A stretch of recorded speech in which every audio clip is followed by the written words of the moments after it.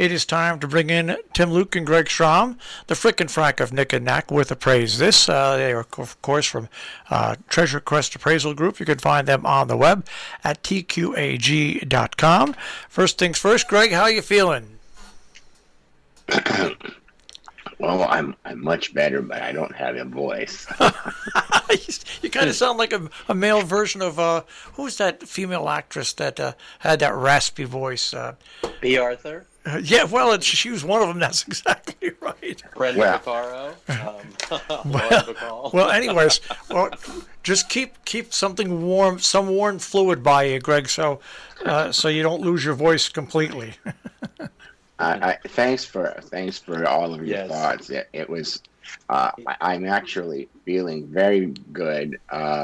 It's just, it's kind of an unusual experience. Let's just put it that way. Yeah. Well, and for those who don't know, he did have a neck procedure with discs, and if anybody that's gone through that, you know what he's going through. So he's in that. The thing around his neck for the next 3 months. Well, I was slightly disappointed because when I woke up from the anesthetic, I was still only 5'8.5". I thought for sure I would at least been 6 feet and look like George Clooney. But that's a whole nother surgery. That's next week. Well, we hope you get better. I'm going to warn you guys in advance. I go in for my stem cell replacement on Monday, so Tuesday we will not have a show on Tuesday. I'll warn you in advance. But just a very quick anecdote here. Every time I've been talking to friends of mine and they want to know how I'm doing, I preface the conversation is, you're getting old when every conversation you have with a friend is about your latest doctor. That's it. Well, especially when you're in the 60s. Like I saw somebody yesterday that hasn't seen me in 7 months. And I'm walking down the ramp, and I'm walking slow because I've got, of course, the knees that need to be worked on. And he's walking up the ramp, and I said, hello, and he looked at me, and he goes, Marshall? So I said, yeah. He goes, geez, you've lost a ton of weight. So I said, well, since you've seen me, yeah, I've lost 82 pounds. Wow. So health is always the topic when you see somebody in the 60s, no matter what it is. Gee, you look great. Gee, you look terrible. Is there something wrong? What's going on? Well, just let me say that if you're 48 years old, on your 49th birthday, I guarantee you that you will receive a membership request from AARP. So as soon as you see that, you better get those doctors lined up because you're on the other side. All right. Well, anyway, let's get into something that happened in the past week that amazes me. And once again, let's go back to video games. There was a sale of a Nintendo cartridge for $870,000 on Friday, making it the world's most expensive game. Not right after that, another Super Mario 64 sold at auction for more than $1.5 million. And did you hear what the caveat was of that? What? One of the reasons is because it had never, ever been opened. It was still in the original cellophane. And it was graded. So, it went through the grading system, and I think it was a 9. It was graded as a 9 or a 9.1. I mean, it was just in such amazing condition. Never used, never opened. So that... I don't know where the ceiling is on these when it comes to the video games. And people are finding these things, and I mean, they're finding them, but they're used. But when you find them when they're unused and still in a pack and almost pristine condition, I mean, in just such excellent condition, then the market goes crazy. What's interesting, Nintendo, I think all these companies that released these video games early on, I don't think they had the foresight to see how big this might become in the future. And I don't think even people that initially purchased them, maybe a few didn't think, but there are people that purchase products when they come out, and they just never use them. They keep them under wraps for exactly this. They don't buy them because they want to play the game. They buy them because, well, maybe in the future this is going to be worth something. Speculators. or Futures. not so much speculators, but we've had a couple of estates, big estates, where the person who passed away, they just were compulsive buyers, and they honestly did not even remember what they had. So when we went through a lot of their things to sell for the estate, there were things that were still in the original unpacked boxes, not just the packaging, but the unpacked boxes that they arrived at their home, like hundreds of these items, and some of them were never ever touched.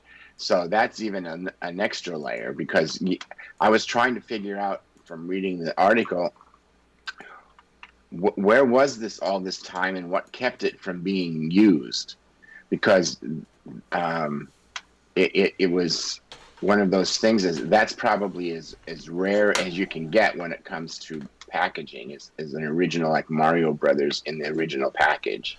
Yeah, because that was very popular, and that was a game that just really everybody had, and they were everywhere, and you have it. And it could have been that somebody was gifted it, and they said, "Oh, I don't like that," or they moved on to another game and just never really played with it. But also, what's the luck of it? I mean, they're wrapped in that. I know. They're wrapped in that plastic. What's the luck that plastic is going to hold and tight seal for 20 years or whatever? I mean, it really is. I guess if you get one of these things and it happens, you deserve it, because the chances of it actually making 20 or 30 years being totally unopened. Especially with the packaging, because the packaging is primarily made from, a lot of it is primarily made from petroleum-based products, which are not that disintegrate very easily. Yeah, they disintegrate after years of just being. Then the moisture dries out. So the fact that it's in this kind of condition with the original packaging, this is really something. That's probably why it got a 9 instead of a 10, is that there might have been some deterioration to that plastic, which is what goes on over age. And I'm just speculating. I didn't read this. I don't know. But it also, when it was graded, they had it encapsulated like they do the baseball cards. So they have already come out with the encapsulation device for these video game cartridges, because I'm sure more and more people, if this continues, more and more people will be wanting to get theirs graded and to have those available for sale, because you're going to see everyone's going to be, I mean, especially whenever anything like this comes out. And I mean, I was thinking about it last night, Marshall, and I was watching the news, and there it was. And I mean, I had the alert that this sold, but then it made like the national news, and that it was just in passing. People are going to go through their garages, their attics, their basements. They're going to be like, where is that? Because those games are laying around, and I'm sure they're going to get inundated with a number of, hey, I've got mine, send me my check. But wait, that brings up something. That brings up something too, Tim, and that is things that are could happen like this in the future. Because when we started, we never thought that like these games would be $1 million collectibles. Right. But now, if you stop and think about it, what's the next biggest cult?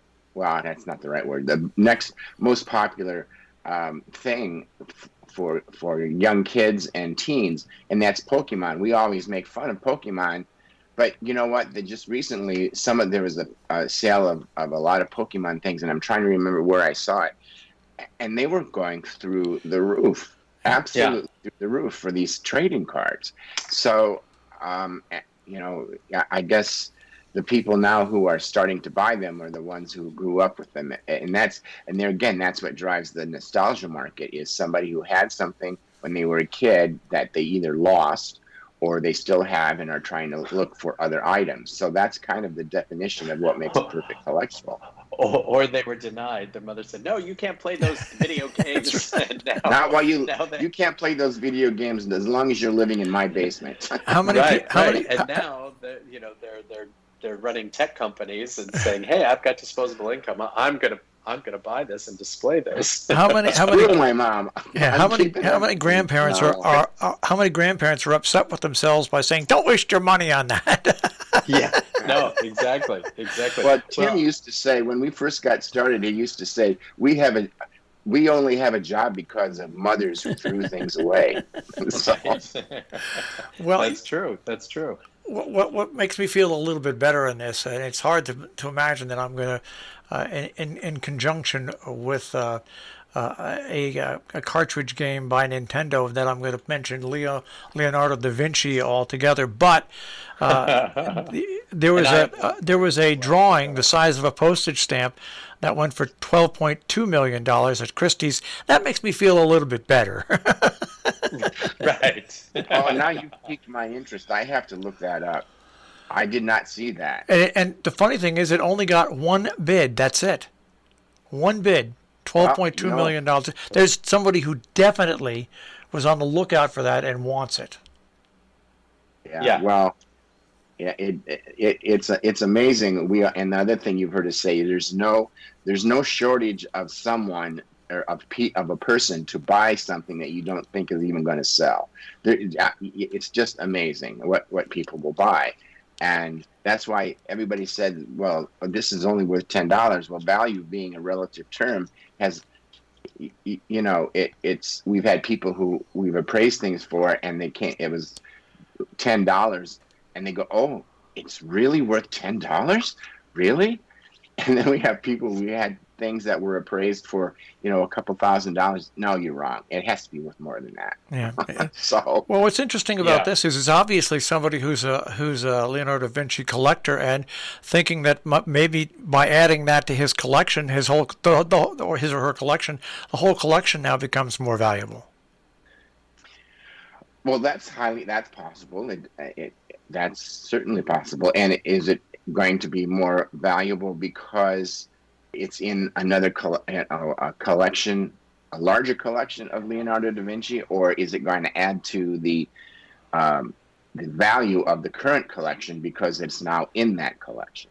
So those are all the intangibles that go into really figuring what something's going to sell for. Because if it's part of a really prestigious collection, or it even adds prestige because it is, all of those things factor in. But it's interesting that that must have been the reserve, that there was just one bid.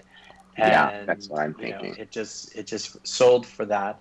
And the other thing with Da Vinci is, if you remember the Salvator Mundi that sold for $500 million, and people were saying, well, they don't know how much of that was really all Da Vinci, or was it a student? When it comes to some of the old masters, there's also some trepidation of people wanting to, really go higher, but someone believed in it and said, hey, I'm really willing to put the money out there, and ended up purchasing it. So that's good. And just think of the dollar values that we're talking about here on an internet auction, and even as recent as 7 years ago when we were talking about this on the show.